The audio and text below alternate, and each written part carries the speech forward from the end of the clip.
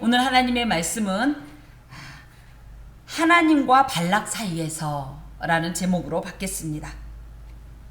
22절 지난주에 이어서 두 번째 말씀인데요. 지난주 말씀을 좀 잠깐 보면 이 이스라엘 사람들이 점점점 약속의 땅 가나안 쪽으로 이동을 하고 특히 요단 동쪽을 점령하자 모압 족속의 왕인 발락이 괜히 혼자 겁을 먹은 거예요. 이건 하나님의 뜻을 알지 못해서이다. 왜? 하나님은 애초부터 모압을 건드릴 마음이 없어요. 아모리 족속 이 시혼과 바산 왕 옥은 하나님께서 아모리 족속을 애초에 진멸하라고 말씀을 하셨기 때문에 비록 가나안에 속하지 않은 요단 동편 족속이지만 멸한 거예요. 하지만 모압은 이스라엘의 혈족이었기 때문에 하나님께서 애초에 그 땅을 모압의 기업으로 주셨기 때문에 건드리지 말라는 말씀이 계셨어요. 그런데도 불구하고 이 기도하지 않는 사람은 하나님 뜻을 알지 못하기 때문에 이런 엉뚱한 행동을 하게 되는 겁니다. 하나님의 뜻을 알려면 기도해야 되고 기도하면 하나님의 뜻을 알기 때문에 내 생각이 아닌 하나님의 뜻에 맞추게 되는데 그렇지 못한 이 모압이 그 당시에 이 메소포타미아 문명을 상징하는 유프라테스 강 유역에 살던 부돌 사람의 발람, 이 발람은 국제적으로 아주 영험한 저주 전문 기도가였어요. 그래서 이 사람을 청하게 됩니다. 이 발람도 이 일을 우습게 여겼어요. 왜냐하면 그동안 자기가 저주를 하면 다 이게 임했으니까 영험하다는 소문이 났었겠죠. 그런데 놀랍게도 이스라엘을 보호하시는 신이 계시다는 걸 알게 돼요. 그저 이스라엘의 신 여호와라는 이름은 어디서 들었는데 그래서 내가 이 여호와라는 이 신을 잘 어떻게 좀 구슬려 보면 되겠지라고 생각했는데 하나님의 입장은 굉장히 단호했어요. 그러면서 이들과 함께 가지 마라. 그리고 그들을 저주하지 마라. 왜?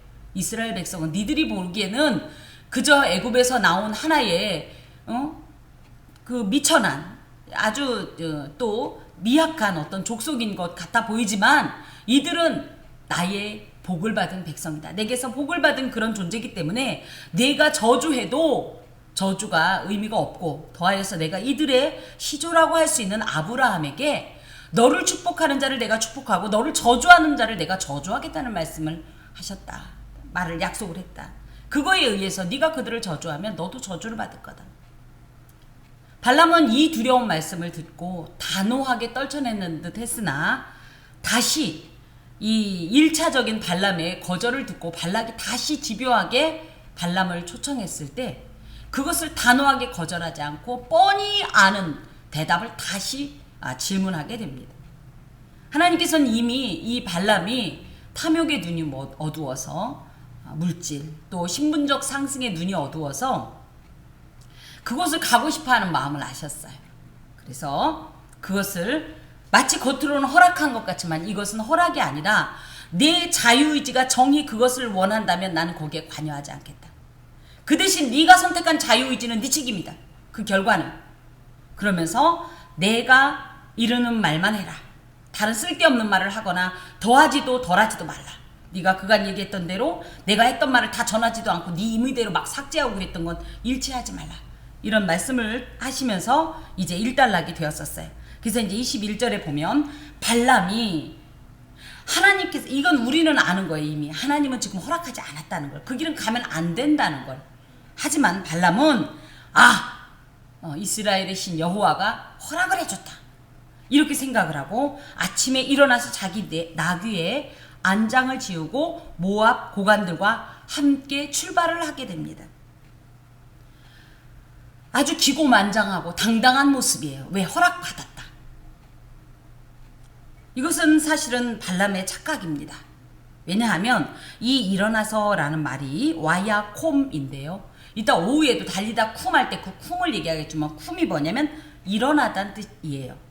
그런데 이 쿰이란 말이요. 긍정적인 문장에서 사용될 때는 세우다, 또 복귀하다, 재건하다 이런 뜻인데요. 부정적인 문장에서 사용될 때는 거역하다, 또 대적하다 이런 뜻을 갖고 있어요. 하나님의 입장에선 현재 발람이 일어난 이 사건은 세우다, 복귀하다, 재건하다가 아니라 거역하다, 대적하다의 뜻으로 읽혀집니다. 방금 전에도 말씀드렸듯이 발람은 자신이 하나님께 허락을 받았다고 생각했지만 그래서 하나님을 설득했고 이 거래는 잘 성사됐다고 생각해서 기고만장해서 신바람 나게 나귀의 안장을 지우고 모압 고관들과 함께 출발했지만 이것은 단호한 하나님의 입장이 반영되어 있는데 그것이보다 하나님의 말씀을 거역한 거다. 하나님 앞에 지금 대적하고 있는 거다. 이겁니다. 하나님을요 우리가 왕왕 착각해요. 이분이 누굽니까? 이분은 이 세상에선 더 이상 이분보다 높은 분이 없고요. 더 이상 이분보다 강한 분이 없고요. 이분은 완전하신 분이에요. 그런 하나님을 너무 기독교인들이 쉽게 봐요. 쉽게. 그래서 이렇게 내가 고집 부리면 되겠지. 내가 이렇게 떼쓰면 되겠지. 맞아요. 부모님들에게는 그러면 통합니다. 그랬지요. 우리 어렸을 때 정 속상하면 나 밥 안 먹을 거야. 이러면 엄마가 밥 안 먹으면 죽을까봐 사실 죽지도 않는데 그 밥 안 먹으면 죽을까봐 그 겁이 나서 그 말을 들어줬다면 하나님은 그렇게 약한 분은 아닙니다. 여기에서 나귀라는 말이 이제 조금 특징적이어서 성경에서 나귀는요 3가지 이 단어로 쓰입니다. 하모르라는 말은요 숫 나귀란 뜻이고요. 아일이라는 말은 어린 새끼 나귀란 뜻이고요. 아톤이란 말이 암나귀라는 뜻인데요. 여기서는 암나귀로서 그 당시에 이스라엘은요, 이 팔레스틴은 나귀를 타고 다니는 승용 목적으로 내지는 짐을 싣는 화물 목적으로 또 농사를 짓는 경작용으로 이렇게 썼는데 여기서 이 자기 나귀라는 표현에는요 이 사람은 이 정도로 자신의 암나귀를 두고 이 승용 목적으로 두고 이 활동을 할 정도로 모든 기동적인 면에서나 또 나름대로 스스로 자기가 사회적인 어떤 이 지위 면에서 굉장히 우월하다고 생각했던 것 같습니다. 그래서 이것에 이제 안장을 지고 출발을 하게 됩니다. 그래서 보니까 곧바로 나오잖아요. 그가 감으로 말미암아 하나님이 진노하심으로. 제가 지난주에도 그랬지만 어린 시절엔 이 본문이 그렇게 헷갈렸어요. 아니 가라고 그랬다 화냈다 가지 말라고 그랬다 가라고 했다 이게 도대체 뭔가. 근데 이제 보이죠.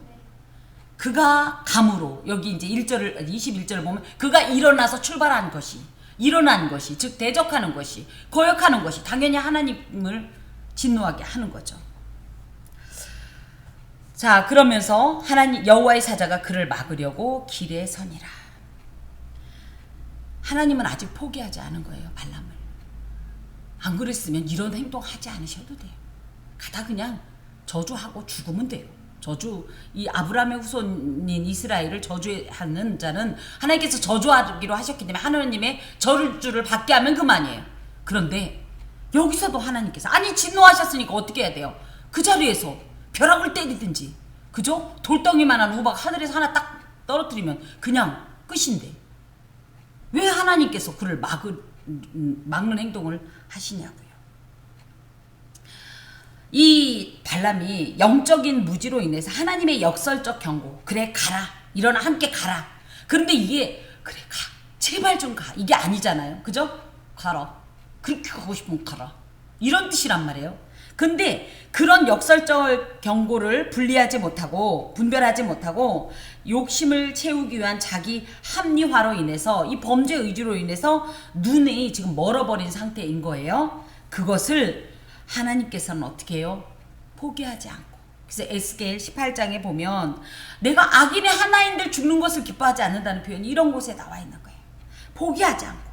비록 악인이라도 죄악으로 인한 죽음, 저주의 길에 서지 않기를 원하시는 하나님의 은혜로우신 행동이 이곳에 있습니다. 더하여서 지금 이것이 물론 발람은 이제 못 보는 걸로 나중에 나오지만 우리도 이런 하나님의 행동을 몰라요. 우리 하나님이 하시는 거 다 볼 수 있습니까? 못 봐요. 그래서 우리가 보이는 거로만 판단하지 말아야 돼요. 늘 우리 교회에서 하나님께서 주시는 말씀대로 보이는 것은 오히려 허상이에요. 보이지 않는 게 실상입니다. 여기서도 겉으로 볼 땐 뭐예요? 아무 일이 없이 발람은 지금 순조롭게 출발을 한 것 같지만 보이지 않는 실상은 뭐예요? 여호와께서 진노하심으로 그를 막으려고 길에 서신 것이 실상이에요.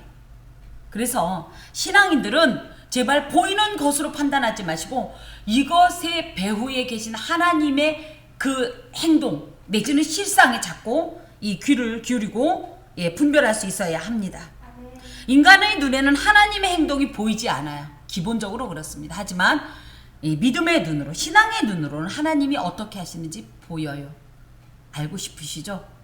기도하세요. 보입니다. 하나님이 무슨 말씀하시는지 모르시겠죠? 안 들리죠? 기도하세요. 들립니다. 정말 들립니다. 여러분 믿고 기도하세요. 믿고 기도하세요. 보입니다. 들립니다. 자, 그랬더니 발람은 자기 나귀를 탔고 그의 두 종은 그와 함께 있는데 여기서 나귀가 기특한 행동을 하는 거예요. 발람은 지금 아무것도 모르고 있는데, 그리고 그 옆에 있는 두 종도 사람인데 아무것도 못 보고 있는데, 나귀는 봤어요. 여호와의 사자가 칼을 빼어 손에 들고 길에 선 것을.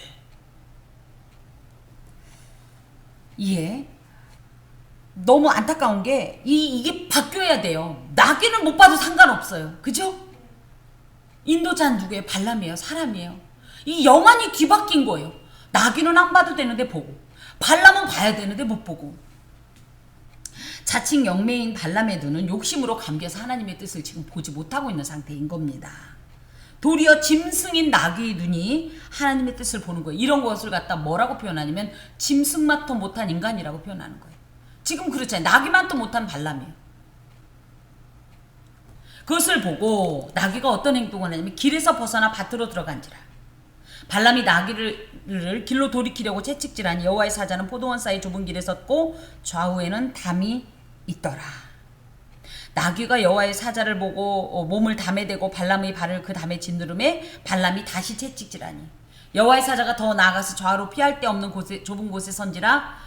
나귀가 여호와의 사자를 보고 발람 밑에 엎드리니 발람이 노하여 자기 지팡이로 나귀를 때리는지라. 그래서 여기엔 나귀의 3번의 이탈이 표현되어 있습니다. 첫 번째, 다시 23절에 보면 중간에 여호와의 이 사자가 칼을 빼어 손을 들고 길에 선 것을 보고 길에서 벗어나 밭으로 들어간지라. 밭으로 들어갔다는 얘기는 원래는 어디로 행해야 돼요? 밭으로 행해야 돼요? 길로 행해야 돼요? 길로 행해야 되는데, 현재 이스라엘을 저주하기 위해서 모압 사람들과 함께 행하는 발람의 길은 하나님 보시기에 결코 온전한 길이 아니기 때문에 이 길을 행하지 말라라는 하나님의 나귀를 통한 무언적 메시지입니다. 또 그런데 어떻게 했어요? 채찍질을 하니까 어떻게 해요? 그래서 다시 24절에 보면 포도원 사이 좁은 길로 들어갑니다. 이거는 뭐냐면, 좁은 길은 뭐냐면요, 거의 사람이 통행할 수 없는 수준, 그러니까 왕래가 안 될 수준. 그래서 그 어느 쪽으로도 피할 곳이 없는 긴박한 상황이라는 것을 이 좁은 길이라는 이 나귀가 들어간 것에 포함되어 있어요. 그래서 좁은 길로밖에 갈 수 없는, 좁은 길로라도 가서 이 길을 피하려고 하는 피하게 하려고 하는 하나님의 의지가 나귀를 통해 지금 드러나고 있습니다. 자, 그런 다음에 다시 나귀가 채찍질을 당하고도 26절에 보면 정말로 이때는요, 그러니까 24절의 포도원 사이 좁은 길은요, 그래도 간신이라도 사람이 통과할 수 있는 길이라고 할 것 같으면 26절의 좌우로 피할 데 없는 좁은 곳이라는 것은 정말 몸이 꽉 낀 상태와 같이 그렇게 좁은 길. 그래서 오른쪽으로도 왼쪽으로도 이 손조차 움직일 수 없을 정도라는 뜻을 갖고 있어요. 이것은 모두 다 더 이상 어떤 방법을 통하지 않고 돌아갈 수도 없는 그냥 절대적인 위기, 너무너무 긴박한 상황이라는 것을 지금 나귀의 이런 하나님의 사자를 보고 행한 행동 속에 포함하고 있습니다. 지금 네가 그렇게 가고 있다는 것을 하나님께서 지금 말씀은 안 하시지만 굉장히 분명한 이 메시지를 주고 계신 거예요. 이것이 뭐다? 현재 발람의 위치다. 이것을 생각해보면 이것은 뭐다? 하나님께서 주신 3번의 기회라는 거예요. 아까도 말씀드렸듯이 22절에 이미 하나님이 손보셨어도 됐다. 그런데 어떻게 해요? 심지어 나귀의 눈을 여셔서 발람으로 하여금 죽지 않게 하려고, 회개하려고. 엄연히 얘기하면 발람은 하나님 백성도 아니잖아요. 그런데도 한 영혼을 지으신 하나님께서 그 영혼을 사랑하셔서 이런 행동을 하십니다.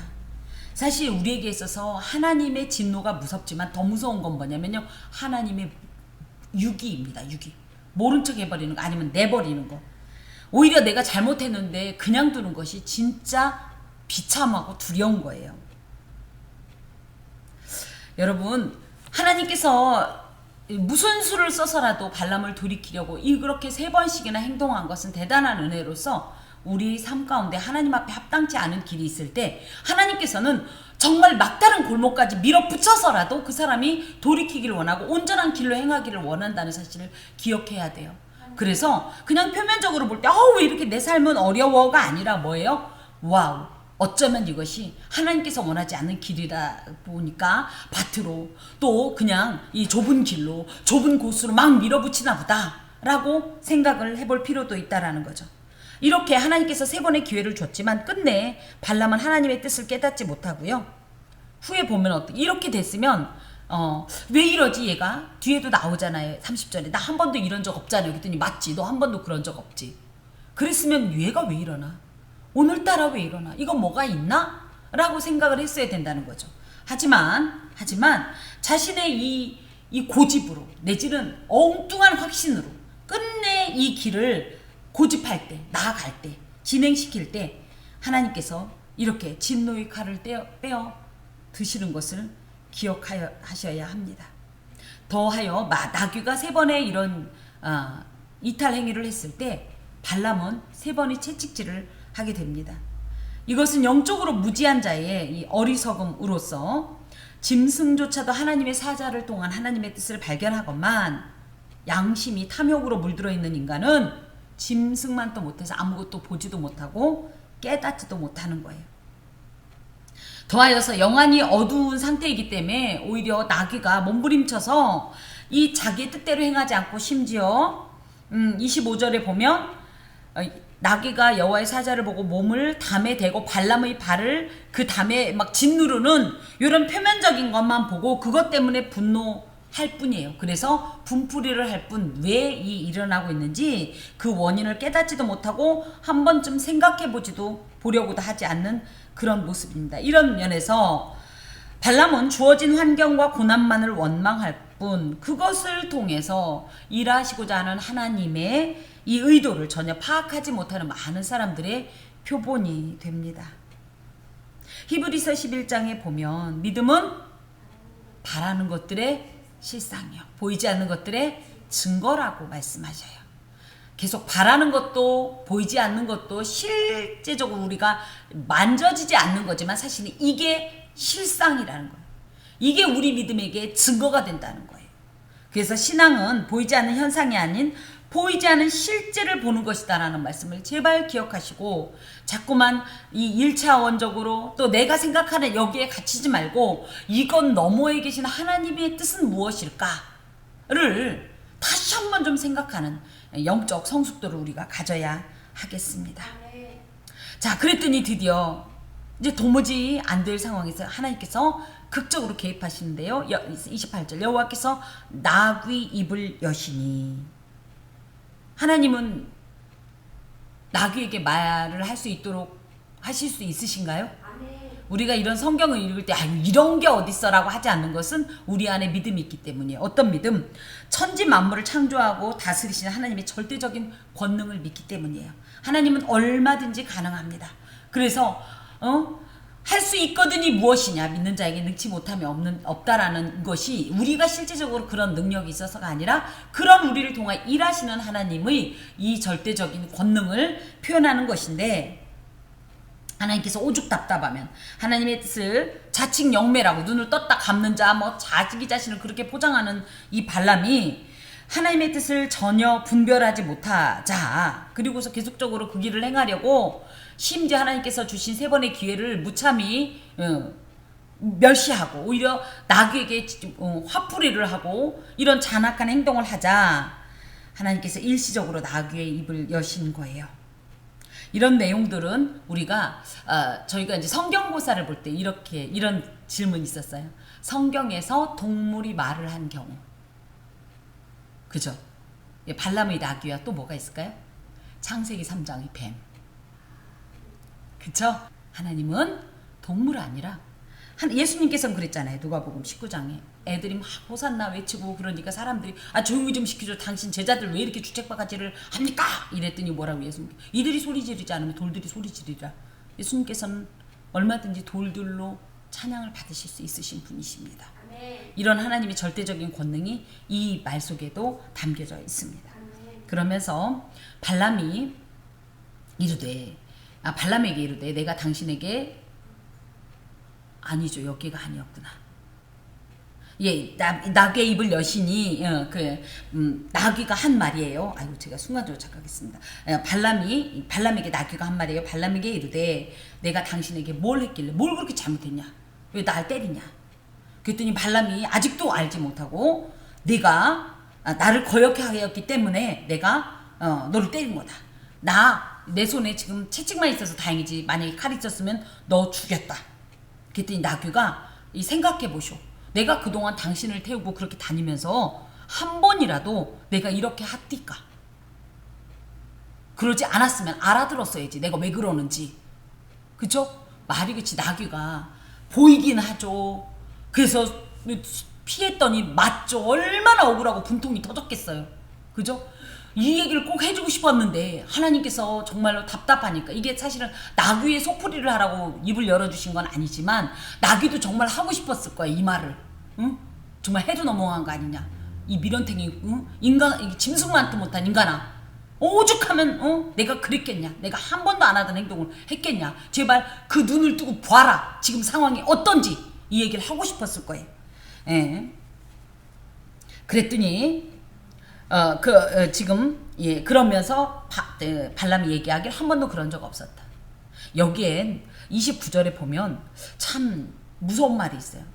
내가 나를 거역하였기 때문이니 내 손에 칼이 있었다면 곧 너를 죽였으리라. 이게 지금 다 발람이 마귀하게 하는 말인데요. 엄연히 영적으로 얘기하면 지금 누가 누구에게 하는 말씀일까요? 하나님께서 발람에게 지금 내가 나를 거역하였기 때문에 내가 너를 사실은 죽이려고 해도 된다. 죽여도 된다. 그 정도로 네가 큰 죄를 저질렀다. 이 얘기를 지금 발람은 영적으로 어두워서 자기가 그런 입장인지 모르고 나귀한테 이런 말을 쏟아내고 있는 거예요. 자, 그때에 드디어 여호와께서 31절 발람의 눈을 밝히시매. 하나님께서 발람의 닫힌 영안을 일시적으로 열어주셨어요. 하나님이 열어주지 않으면 우리는 못 봐요. 타락한 인간 스스로의 능력으로는 결코 하나님의 일을 볼 수가 없어요. 하나님이 능력이 임해야만 드디어 사람의 영안이 열리고 신령한 일을 보거나 깨달을 수 있습니다. 하나님이 열어주지 않으면 못 보는데 하나님께서 발람의 눈을 밝히신 이유는 이제라도 늦지 않았다라는 말씀이에요. 더하여서 안타까운 게 발람은 이전에도 지금 하나님과 소통했죠. 소통이라는 게 관계 속에서는 아니지만 그래도 하나님의 음성을 듣던 자예요. 그쵸? 그렇게 본다면 전에는 하나님의 계시를 받았던 발람이 이처럼 중대한 계시를 보지 못하였다는 것은 조금 아이러니합니다. 그래서 왜 그랬을까 할 때 첫 번째, 욕심으로 눈이 어두워지면 하나님의 일을 볼 수가 없어요. 더하여서 우리가 한 번 그런 능력을 힘입었다, 한 번 그런 은사 내지는 은혜를 맛봤다 해서 이걸 지속적으로 나의 소유로 생각하고 관리하지 않으면 안 돼요. 계속적으로 관리해야 돼요.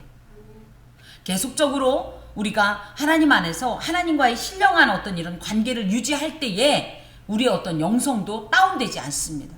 근데 저희는 어떻게 생각해요? 이렇게 한번 해봤으니까 되겠지.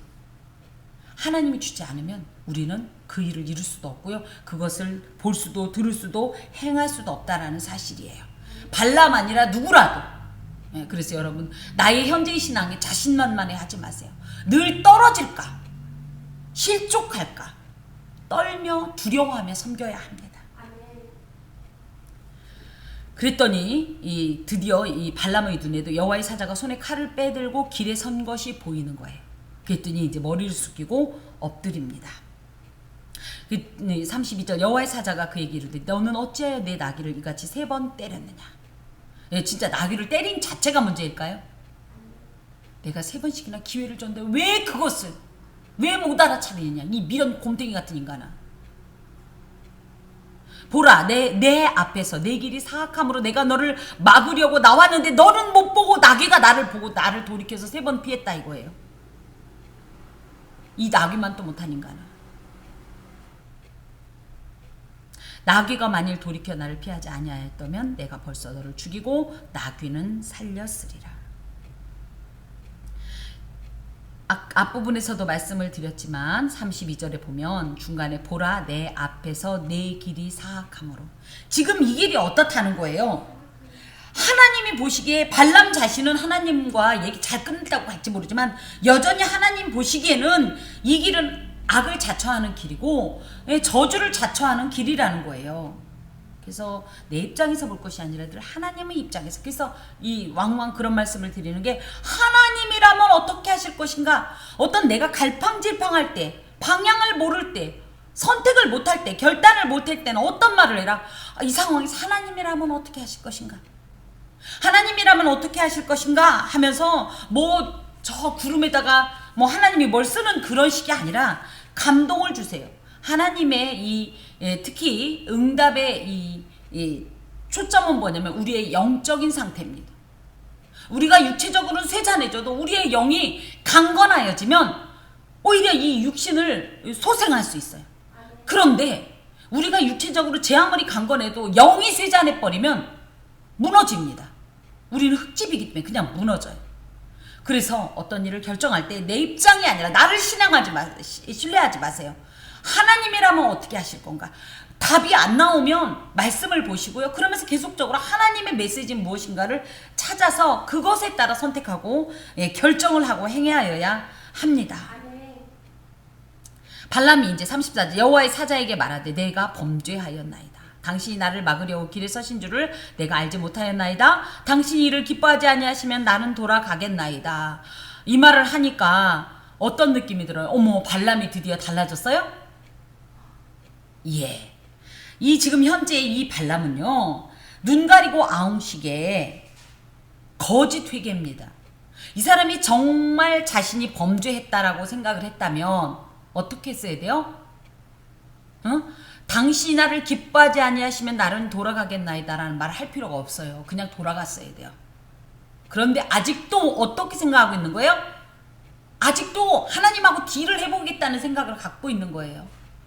명백한 하나님의 메시지가 있어도 내가 내 거를 내려놓지 못하면 어떻게 돼요? 계속적으로 하나님하고 어떻게 협상을 해보려고 하는 시도를 한단 말이죠. 발람이 이런 모든 것의 하나의 표본입니다. 어디서 감히 하나님하고 협상하려고 하는 거예요? 어디서 감히? 하나님이 저희와 거래할 대상이십니까?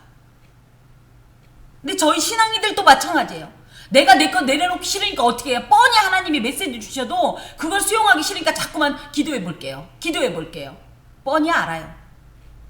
그 응답은 이미 정해져 있어요. 근데도 마치 모르는 척, 짐짓 모른 척 하면서 기도해 볼게요. 기도해 볼게요. 이미 이 답은 12절에 명확하게 나와 있습니다. 그런데 이제 와가지고 하나님이 안 좋아하면 그럼 돌아갈까요? 지금 이거예요. 돌아가겠습니다. 이것도 아니에요. 그렇게 안 좋으면 진작 말씀하시지. 그냥 그럼 나 이제 돌아갈까요? 지금 이런 뜻이에요. 아니 12절의 말씀을 뭘로 듣고서 이렇게 지금 얘기하냔 말이죠. 이런 발람의 길을 신약에서는 뭐라고 하냐면요. 베드로후서 2장 5절에 보면 재물과 불의의 값을 위하여 바른 길을 떠나고 불법을 행한 자라고 표현하고 있고요. 유다서 1장에 보면 발람의 어그러진 길이다 이런 표현을 하면서 하나님의 뜻을 반하여 하나님의 거룩한 백성을 저주한 자다. 이런 지금까지도 우리는 발람을 아주 사악한 자로 보고 있지 않습니까? 그 길을 지금 하나님께서 막으시려고 이렇게 행동하셨지만 발람은 끝까지 하나님하고 어떻게 얘기 잘해봐가지고 누구 말 맞다나 누이 좋고 매부 좋고 물고기 잡고 도랑치고 물고기 잡고 지금 이런 식의 무엇 하나 지금 포기하지 않으려고 하는 이런 모습을 여기서 발견할 수 있습니다.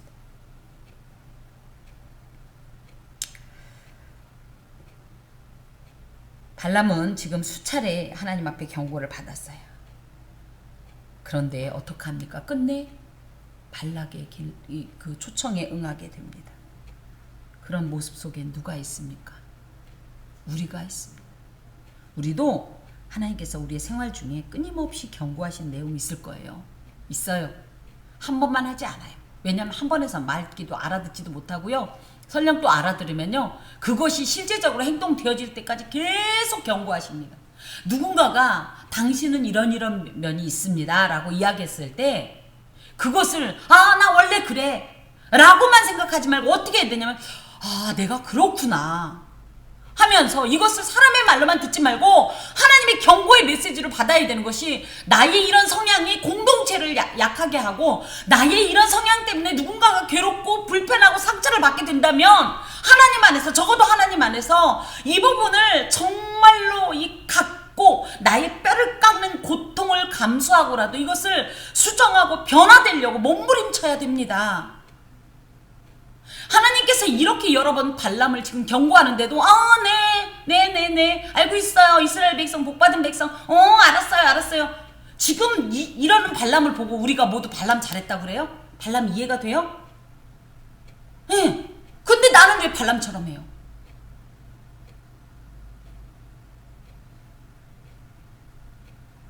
하나님의 경고를 가볍게 듣지 마십시오. 하나님께서 인간을 통해서 경고하시다가요.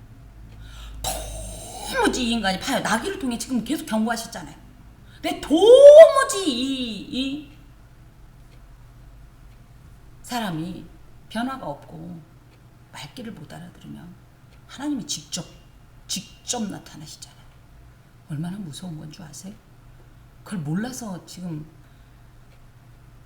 너무 두려운 상황입니다. 절대 이런 상황까지 가지 않도록 하나님께서 경고를 보내실 때는 아주 여러 번 경고를 보내실 때는 정말로 깊이 새겨들으셔야 하고요.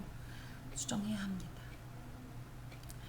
자, 여호와의 사자가 발람에게 이르되 뻔히 그 속을 아시니까 하나님께서 지금 이게 거짓 회개라는 걸 아니까 요 자리만 지금 넘어가 보자. 아이고 또 얘기 잘해갖고 넘어가 보자. 지금 요렇게 느꼈다고 알고 계시니까 야 가. 대신 내가 이르는 말만 해. 이렇게 말씀하세요. 근데 이게 진짜 가라는 거냐고요. 이게 가라는 거냐고요. 그게 제가 헷갈렸는데 어렸을 때는 헷갈렸는데 지금 보니까 제가 왕왕 우리 하나님을 이렇게 표현합니다만 이를 악물고 그래 가라 가. 지금 이겁니다. 그랬더니 또 어떡하냐면 발람이 아싸 이번에도 허락받고 이렇게 생각하고 발락의 고관들과 함께 그 길을 가니라.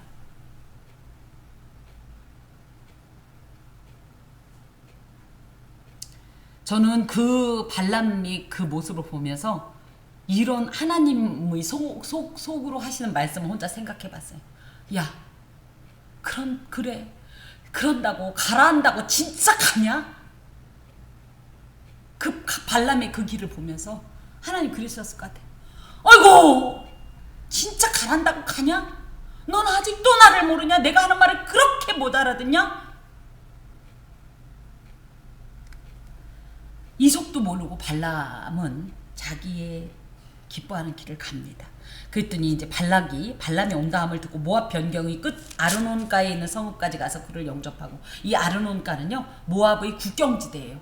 그러니까 한 나라의 왕이 일개 무당을 영접하려고 얼마나 다급하고 얼마나 이스라엘을 저주하고 싶었으면 얼마나 간절했으면 환대를 하기 위해 나오게 됩니다. 지금 이 발락도 결론적으로는 이 하나님의 뜻을 저버리는 행동이죠. 이건 마귀의 표본입니다. 하나님의 백성을 저주하기 위해서 이런 열심을 내는 것이 마귀거든. 자, 발락은 발람에게 이르되 내가 특별히 사람을 보내어 그대를 부르지 아니하였느냐? 그대가 어찌 내게 오지 아니하였느냐? 내가 어찌 그대를 높여 존귀하게 하지 못하겠느냐? 그러면서 사탕발림을 하면서 어떻게든지 결론적으로 이스라엘을 저주하기 위해서 발락이 지금 왕이 무당한테 온갖 아부와 꿀발린 소리를 지금 이렇게 하고 있는 거예요. 그러면 보통 무당이니까 발람이 굳이 얘기하면 사회적 신분으로 따지면 발락은 왕이고 발람은 무당이니까 이런 차이가 있어야 되죠. 그럼 어떻게 표현했어야 돼요? 아유 아닙니다. 제가 무엇이라고 이렇게 왕께서 여기까지 나오셨나이까. 저는 당신의 뭐예요? 신발끈을 묶기도 뭐 어려운 그런 존재입니다. 이렇게 얘기할 것 같죠. 그게 정상 아니에요? 근데 38절에 보세요. 이럴 때 발람의 성격을 느낍니다. 발락에게 이르되 내가 오기는 하였으나 무엇을 말할 능력이 있으리까? 하나님이 내입에 주시는 말씀 그것을 말할 뿐입니다. 발락에게 절대 호락호락하지 않으면서 하나님을 팔아서 발락과의 또 협상을 시도하는 겁니다. 발람은요, 이런 그렇게 해서 복치를 흥정하는 거에 아주 능한 존재인 거예요. 무엇이 나한테 유리할까? 그래서 뭐예요? 발락에게는 자기는 하나님께서 얘기하는 그 하나님이라는 게 우리가 신앙하는 그 하나님이라기보다는 이 발람은요, 그냥 내가 어떻게 좀 해볼 수 있는 그런 신적인 존재라고만 생각을 하고 있어요. 그러면서 그런 하나님을 이용해서 발락을 지금 약간 도발하고, 그래서 이 발락이 막 너무 간절한 마음을 받아서 그래가지고 그걸로 복채를 올리고, 그것 때문에 자기는 더 발락이 제시하는 것보다 더 높은 신분을 취하고 이런 지금 꿍꿍이 속에 있는 겁니다. 하나님 앞에 가서는 말 잘 들을게요. 또 발락에게 가서 뭐라 그래요? 은혜가 하나님 때문에. 지금 마음에도 없는 이런 행동들이 너무 익숙한. 그랬더니 발람은 지금 발락은 지금 너무너무 그 말이 이제 그러니까 이게 실제적으로 하나님이 누군지도 알지 못하고, 그러다 보니까 드디어 이 사람이 마음을 정했구나. 이 사람이 저주를 하면 들어지겠구나. 이 생각에. 그래서 발람이 발락과 동행하여 기럇 후솥에 이르러서는 이 기럇 후솥이라는 곳이 정확한 지명은 잘 언급되지 않고 있습니다만은 아마 이 모압 평야에 지금 거주하고 있는 이스라엘 백성들의 이런 진영의 모습이 보이던 어떤 지대가 아닐까 이렇게 얘기합니다. 그랬더니 그곳에 딱 이르니까 발락이 소와 양을 잡아 발람과 그와 함께한 고관들을 대접하였더라. 근데 여기에 그냥 겉으로 볼 때는 발람이 그 귀족들과 함께 대접을 잘 받은 것 같지만 여기에 잡았다라는 표현이 의미가 있는 단어입니다. 뭐냐면 짜바흐라는 말로 제사 드린다는 뜻을 갖고 있어요. 그래서 발락이 소와 양을 잡아, 그래서 발람이 섬기는 신을 제사하였더라, 이런 의미가 여기에 있습니다. 그러니까 지금 발락은 뭐예요? 최대한 발람한테 잘 보여서 자기의 소기의 목적을 달성하려고 하는 그런 시도라고 보겠습니다. 여러분, 방금 전에도 잠깐 언급했습니다만은 발락은 마귀의 어떤 이 현신이라고 할 때 마귀는요 이렇게 자기의 목적을 이루기 위해서는 얼마나 달콤한 말로 우리를 유혹하는지, 그럴듯한 것으로 포장하여서 우리를 제공하는지 모릅니다. 말이 되는 거예요. 인간적으로 볼 때 마귀가 하는 것이. 오히려 하나님이 하시는 복음은요 너무 우리가 받기에 부담스러워요. 익숙하지도 않고 너무 차원이 고차원적인데 마귀는 우리를 이해해 주는 것 같고, 그쵸? 예를 들어 이제 단적으로 우리가 기도하러 왔을 때 날마다 기도 응답을 받기도 하지만 어떤 때 그렇지 못한 경우 있죠. 그런데 봐요, 무당한테 가서 응답 못 받고 오는 사람들이 있어요? 무당은 없어도 응답을 만들어내는 사람이죠. 그쵸? 그렇기 때문에 사람들이 자꾸만 손쉬운 방법으로 응답을 구하기 위해서 그쪽으로 가는데, 마귀는 그런 걸 통해서 자꾸만 그 영혼을 자기에게로 끌어당기는 거예요. 지금 발락도 자꾸 그 발람의 마음을 사로잡기 위해서 이렇게 애쓰고 있습니다. 자, 오늘 말씀을 좀 정리합니다. 발람의 악하고 이런 행동들을 보면서 우리는 발람 정말 지혜롭다, 믿음 좋다 이렇게 할 수 있을까요? 우리가 만약에 지금 발람한테 이 상황에서 여기까지 지금 돼 있는 상태에서 발람한테 우리가 만약에 말을 해줄 수 있다면, 이 성경 속으로 들어가서 발람의 귀에다가 얘기해 줄 수 있는 말이 있다면 어떤 말을 해주고 싶습니까? 뭐라고?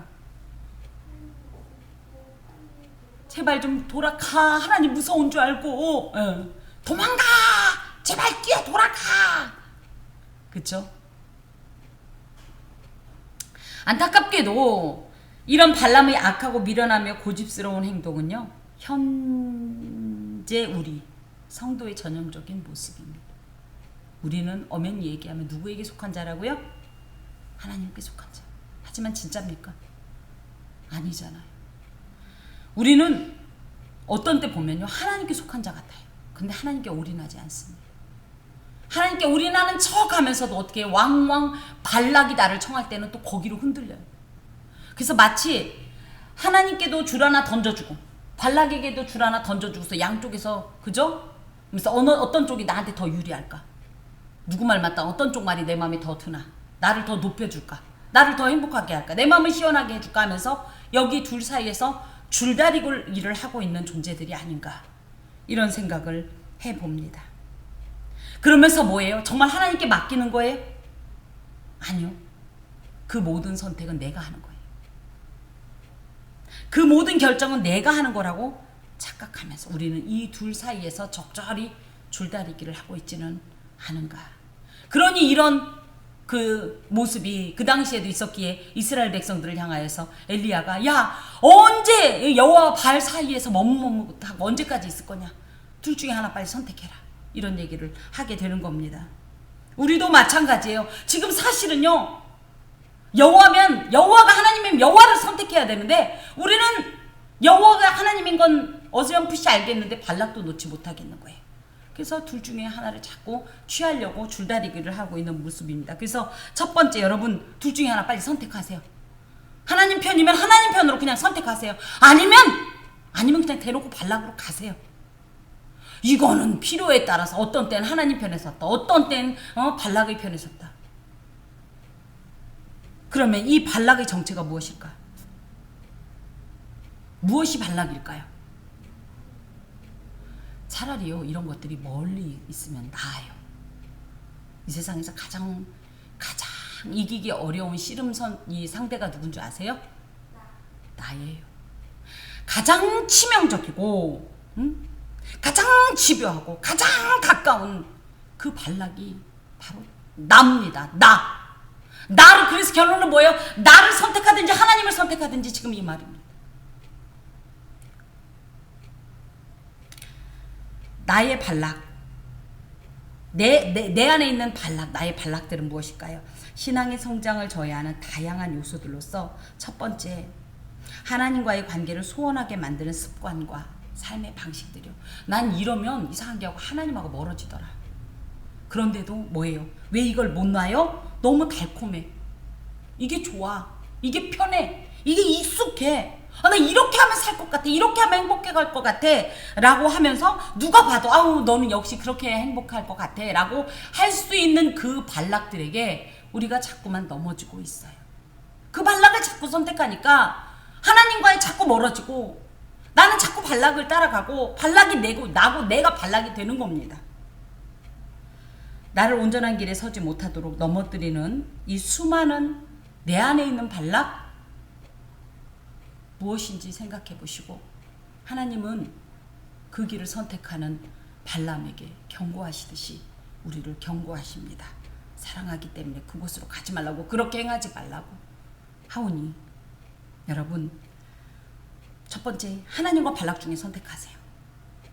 근데 이 발락의 실체는 누구 말대로 명예냐 재물이냐 이런 것보다 이거는 사실은 너무 우리하고 거리가 있어 보여요. 진짜 발락은 뭐냐면 나다. 내 안에 있는 것이다.